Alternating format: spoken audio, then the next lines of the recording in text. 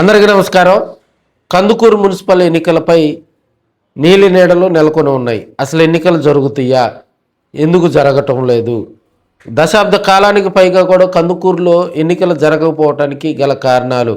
అయితే కొత్త లీడర్లు వచ్చిన తర్వాత కందుకూరు మున్సిపాలిటీకి ఎన్నికలు జరపాలని వారు నిర్ణయిస్తూ ఉన్నారు. లోకల్ ఎమ్మెల్యేగా కూడా 2024 ఎన్నికల్లో ఇంటూరు నాగేశ్వరరావు గారు బుర్రా మధుసూదన్ యాదవ్ మీద భారీ మెజార్టీతో గెలుపొందడం జరిగింది. మరి ఇప్పుడు ఉన్నటువంటి పరిస్థితుల్లో ఎక్కడైతే కందుకూరు కాన్స్టిట్యున్సీలో మెయిన్గా 30 డివిజన్లు ఉంటాయి, 30 కౌన్సిలర్లు ఉంటారు అనమాట.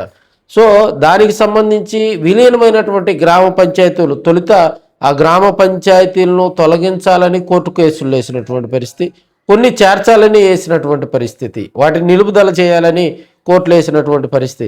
ఈ తతంగం అంతా కూడా గతంలో పనిచేసినటువంటి ఎమ్మెల్యేలు దివిశివరామ్ గారు కానీ, మానుగుంట మైదారెడ్డి గారు కానీ వారి టైంలో జరిగినాయి. అప్పటి నుంచి దాదాపుగా దశాబ్ద కాలానికి పైగా కూడా కందుకూరు మున్సిపాలిటీకి ఎన్నికలు జరగనటువంటి పరిస్థితి.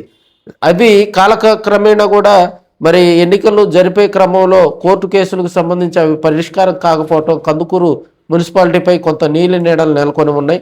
ఎప్పుడైనా కూడా మరో 2 నెలల్లో రాష్ట్ర వ్యాప్తంగా ఉన్నటువంటి ఈ మున్సిపల్ కార్పొరేషన్ల మీద ఎన్నికలకు సంబంధించి చంద్రబాబు నాయుడు గారు దిశానిర్దేశం చేయడంతో కందుకూరు ఎమ్మెల్యే ఇంటూరి నాగేశ్వరరావు గారు కూడా మరి ఎవరైతే ఈ కోర్టు కేసులకు సంబంధించి వాటిని అన్నింటినీ పరిష్కరిస్తున్నట్టు తెలుస్తూ ఉంది, వారితోటి లోకల్గా ఉన్నటువంటి నాయకులతో ఆయా గ్రామ పంచాయతీలలో కేసులు పెట్టిన వారితోటి అదేవిధంగా వాటి పరిస్థితులు పూర్వపరాలు కూడా మరి దాదాపుగా అన్ని పరిష్కారమైనట్టు తెలుస్తుంది. కోర్టు నుంచి కూడా క్లీన్ చిట్ కనుక మరి రేపు మనకి మున్సిపల్ ఎన్నికలు జరిగే టైంలో కూడా కందుకూరుకు ఖచ్చితంగా ఎన్నికలు జరిపేందుకు కూడా రంగం సిద్ధమవుతూ ఉన్నట్టు తెలుస్తుంది. వైసీపీ వైపు నుంచి అయితే బుర్రా మధుసూదన్ యాదవ్ మరి అక్కడ వైసీపీ ఇన్ఛార్జిగా ఉన్నారు. ఆయన కూడా వైసీపీ నాయకులు కార్యకర్తలని ఈసారి మున్సిపల్ ఎన్నికల్లో కందుకూరుకు సంబంధించి ప్రతి డివిజన్లో పోటీ చేసేలాగా కార్యాచరణ రూపొందిస్తూ ఉన్నారు. అధికార పార్టీ వైపు ఇంటూరి నాగేశ్వరరావు గారిదే అక్కడ మరి ఆయన ఎమ్మెల్యే, లోకల్ ఎమ్మెల్యే, అదేవిధంగా ఒక యువనేతగా కూడా మంచి పేరు సంపాదించుకున్నటువంటి వ్యక్తి. కందుకూరు కాన్స్టిట్యున్సీలో పలు అభివృద్ధి సంక్షేమ కార్యక్రమాలతో కూడా ఆయనకు ముందుకు పోతున్నటువంటి పరిస్థితి. మరోవైపు సీనియర్ లీడర్లుగా ఉన్నటువంటి మానుగుంట మైదారెడ్డి గారు కానీ, ఇటు దివిశివరామ్ గారు కానీ వీరిరువురు కూడా మున్సిపల్ ఎన్నికలపై కన్నేసినట్టు తెలుస్తూ ఉంది. మేబీ కొన్ని డివిజన్లో వారి కనుసైగుల్లో పనిచేసే వాళ్ళు మరి అటు వైసీపీ నుంచి బరిలో దిగుతారా, ఇటు జనసేన నుంచి దిగుతారా, లేదంటే తెలుగుదేశం నుంచి దిగుతారా, లేదంటే ఇండిపెండెంట్లుగా బరిలో దిగుతారా అనేది ఆసక్తిగా ఉందని కూడా మనం చెప్పుకోవచ్చు. మరోవైపు యువనేత ఇంటూరి రాజేష్ గారు కూడా మరి రేపు కందుకూరు మున్సిపల్ ఎన్నికలకు సంబంధించి తన వర్గాన్ని బరిలో దించుతారని కొంత టాక్ అయితే వినిపిస్తూ ఉంది. ఇప్పటికే ఎవరికి వారు ఆశావాహులు మనం చూసాం. ఇంటూరు రాజేష్ టీం లోకేష్లో ఉన్నారు, లోకేష్ గారిని కలవటం జరిగింది. ఆయనతోటి మరి లోకేష్ గారు కూడా రాజేష్కు కొంత మరి బలం చేకూర్చే మాటలు కూడా చెప్పినటువంటి పరిస్థితి. రాజకీయంగా రాజేష్ సక్సెస్ కావాలంటే కందుకూరులో ఉన్నటువంటి తెలుగుదేశం పార్టీలో ఆయనకంటూ ఒక ప్రత్యేక స్థానం ఉంది.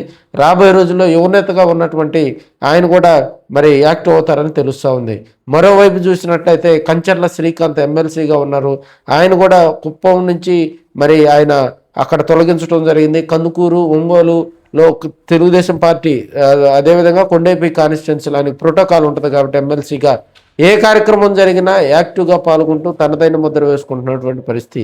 రాజకీయంగా కందుకూరు కాన్స్టిట్యున్సీలో చూసినట్లయితే బలబలాలు తెలుసుకునేందుకు అటు వైసీపీ, ఇటు తెలుగుదేశం పార్టీ వారిరువురు కూడా సవాళ్ళు విసురుకుంటుండగా, అయితే ఏ అవకాశం దొరికినా కూడా చైర్మన్ పదవి కైవసం చేసుకుందాం, తన కనుసైగుల్లో పనిచేసేటువంటి వారిని చైర్మన్ పదవుల్లోకి తీసుకొచ్చే ప్రయత్నాలు చేద్దామని రాజకీయ నాయకులు అయితే, సీనియర్ లీడర్లు అయితే చూస్తూ ఉన్నారు.